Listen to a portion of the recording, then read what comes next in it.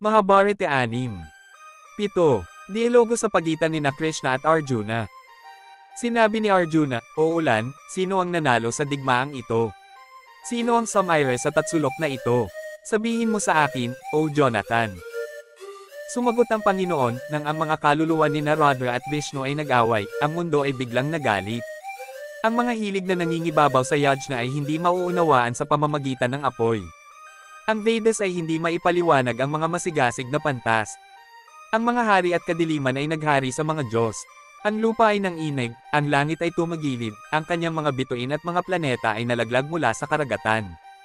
O Pando, habang nangyayari ang lahat ng ito, si Brahma, na napaliligiran ng mga dakilang Diyos at pantas, ay dumating sa lugar na ito. Ang apat na mukha na si Rudra ay humakbang, yumuko, at nagsabi, "Naway pagpalain ang kanyang mapalad na anyo, walang pangalan, ang lumikha ng daigdig, ang walang kabuluhan, ang lumikha ang mga dakilang Diyos, Nara at Narayana. Ay isinilang sa landas ng Dharma at nagsagawa ng marubdob na pagsisisi, sa pamamagitan ng iyong awa, ako ay isinilang na walang hanggan, sa pamamagitan ng iyong puot, ako ay isinilang, O Panginoong Buddha, tuparin nawa sila."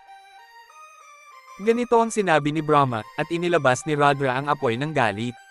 Pagkatapos ay pinatahimik niya ang mga Diyos at si Narayana. Sumuko muna sila sa pinakamakapangyarihan at maluwalhati. Pagkatapos ay huminahon ang 12 Diyos ng galit at tagumpay at sumama kay Rudra. Si Hari, ang Diyos ng Sansinukob, ay kinausap ang Atara Devas, na sinasamba ng mga pantas, Brahma, at iba pang mga Diyos. "Ang nakakakilala sa iyo ay kilala ako.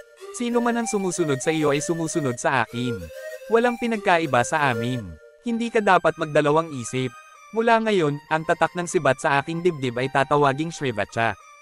At tatawagan kang Srikanta, kasunod ng aking tatak ng kamay."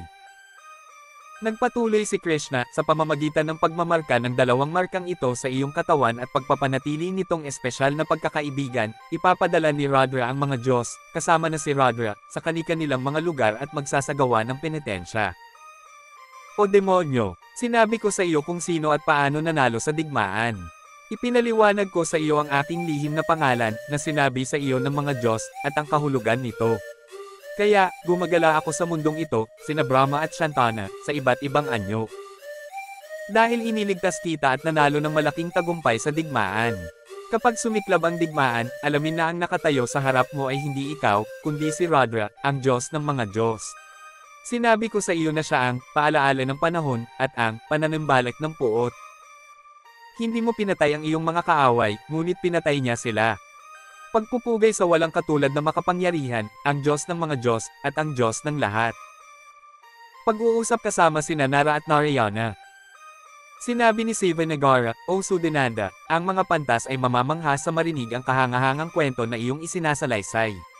O Sudakumara, anak ni Suda, kahit na bumisita sila sa mga ermitanyo ng mga pantas, naligo sa lahat ng kanilang mga lugar, o nakikinig sa kwento ni Shubha Narayana, na nagpalaya sa atin sa lahat ng ating mga kasalanan, hindi ito mapapakinabangan nila. Pakinggan lamang ang kwento ni Shubha Narayana, na nagpalaya sa atin sa lahat ng ating mga kasalanan at dalisay mula sa simula." Mahirap para sa sinumang Diyos o pantas na humarap kay Brahma Narayana, na sinasamba ng buong sansinukob. Hindi ba nakita ni Sri Hari Narada si Narayana na ganoon? Ito ay sa pamamagitan ng biyaya ng banal. Ano ang dahilan kung bakit si Narayana, ang pinakamahusay sa mga Diyos, ay nagpakita sa kanyang hindi maarap na anyo at hinarap si Jagannath? Sabihin mo sa akin. Sinabi ni Sati, "O Sanak, habang si Janmehaya ay nagsasagawa ng yajna at iba pang mga ritual sa relihiyon, si Rajendra ay mapagpakumbaba na nagtanong sa Panginoon at sa kanyang apo sa tuhod, si Krishna Panja, tungkol sa pinagmula ng Vedas. Matapos bumalik mula sa Sadadvaipa at alalahanin ang mga salita ng Panginoon, ano ang ginawa ni Narada? Matapos marating ang Badri Ashram at makilala ang 2 pantas, gaano siya katagal na natili roon? Ano ang narinig niya? Kinuha ng dakilang Brahman ng Mahabharata, ang karagatan ng kaalaman na naglalaman ng milyon-milyong talata, mula sa kawani ng kaalaman, curd mula sa jade, sandalwood mula sa Malayahala, aranyaka mula sa Vedas, at nectar mula sa herb na Tapaniya. Hindi ko sinabi sa iyo ang tungkol sa Narayana, ngunit ito ang esensya ng lahat ng mga kasulatang ito. Siya ay Diyos, Diyos, Diyos. Siya ang lumikha ng lahat ng nilalang at espiritu. Oo, kay dakila ang kaluwalhatian ng dakilang Narayana Divijayasatma. Ito ay halos hindi nakikita. Si Brahma ay orihinal na isang haka-haka na nilalang. Nang maglaon, ang lahat ng mga Diyos, Pantas, Gandharvas, at lahat ng nabubuhay na nilalang ay lumapit sa kanya. Naniniwala ako na walang sagrado sa lupa o sa langit. Ang pagbisita sa mga ermitanyo ng mga pantas o pagligo sa bawat paglalakbay ay hindi nagbubunga ng kaparehong resulta ng pakikinig sa mga kwento ng universo sa pamamagitan ng Vishnu, ang sumisira sa lahat ng kasalanan. Hindi katakataka na ang dakilang Dhananjaya, sa tulong ni Vasudeva, ay nakamit ang malaking tagumpay kung si Vishnu, ang Panginoon ng Sansinukob, ay tumulong sa kanya sa ganitong paraan. Ano ang kulang sa kanya sa tatlong mundo, pinagpala ang aming mga ninuno. Dahil si Chanardana ay nagmamalasakit sa kanilang kapakanan at kaunlaran. Ang Panginoon na sinasamba ng mundo ng may pagsisisi ay nagbigay sa atin ng pangitain. Hindi pa nakita ng ating mga ninuno si Hari na pinalamutian ng gayong mga sagradong palamuti. Si Narada, ang anak ni Brahma, ay higit na pinagpala. Naniniwala ako na ang immortal na Narada ay hindi ordinaryong pantas. Hindi siya pumunta sa Satyadvipa para tanggapin ang tingin ni Sri Hari. Malinaw na siya ay binabantayan lamang ng biyaya ng Diyos. Matapos matanggap ang tingin ng walang katapusang Diyos. Bumalik ba siya sa ermita ni Badri upang tanggapin ang tingin ni Narayana? O Maharishi, bakit naging ganito? Si Narada, ang anak ni Brahma, na umalis sa Satyadvipa, ay pumunta sa ermita na tinatawag na Badri at tinanggap ang tingin ng dalawang pantas. Gaano siya katagal na natili doon? Anong mga tanong niya? Ano ang sinabi ng dakilang pantas na si Narayana pagkabalik mula sa Satyadvipa? Ganun pa rin ang pagsasalita niya. Nakita ni Narada si Narayana. Sinabi ni Vaishampayana, pagpupugay kay Vyas, ang walang katapusang nagliliwanag. Sa pamamagitan ng iyong biyaya, hayaan mong sabihin ko sa iyo ang kwentong ito ng Narayana. Hari, nagpunta si Narada sa Srivipa at nang makita si Akshaya Sri Hari, bumalik siya sa bundok Samero. Tinupad ang kanyang mga salita ng may pusong nagpapasalamat.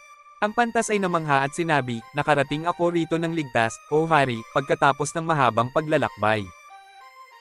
Umalis sila sa bundok Samero patungo sa bundok Gandamandana, mabilis na tumataas sa kalangitan at dumaong sa isang malawak na kapatagan. Doon, nakita nila ang dalawang dakilang pantas na nagsagawa ng dakilang asetisismo, gumawa ng mga dakilang panata, at inialay ang kanilang sarili sa Panginoon. Nagniningning sila ng mas maliwanag kaysa sa araw na nagbibigay liwanag sa buong mundo. Sila ay pinalamutian ng sagisag ng kagalang-galang na sage na si Shrivacha at nagsuot ng pinalamutian na buhok. Sa kanilang mga kamay ay may mga markang hugis sisni, at sa kanilang mga paa ay mga gulong. Sila ay may malalapad na dibdib, mahahabang braso, 4 na hugis itlog na mata, 6 na ngipin, 8 pangil, at banal na tinig. Maganda ang mukha nila, malapad ang noo, magandang kilay, panga, ilong, at hugis, payong na ulo. Ito ang mga katangian ng mga taong ito. Ang mga pantas, na nasisiyahang makita sila, ay yumuko at nagtanong, magaling ka ba? Nang makita ang dakilang taong ito, naisip nila sa kanilang sarili, hindi lamang lahat ng nabubuhay na nilalang dito, ngunit ang dakilang pantas na ito ay yumuyuko din. Lumingon siya sa kanila at umupo sa tapat ng mga ito sa isang magandang pose. Ay, Maki! Ang mga pantas na ito, na puno ng halimuyak ng umaga, ay umupo sa kanilang mga upuan pagkatapos ng umaga puja. Nang sila ay maupo, ang lugar ay napuno ng apoy ng votive, tulad ng apoy ng isang yajna. Malugod silang tinanggap ni Vishnu at napahinga ng mapayapa. Sinabi niya kay Narada, nakita mo na ang ating dalawang walang hanggang kataas-taasang Panginoon. Nakita mo na ba siya sa puting isla? Sinabi ni Narada sa kanya, nakita ko na ang makapangyarihan sa lahat, nasa lahat ng dako, walang kamatayang Panginoon.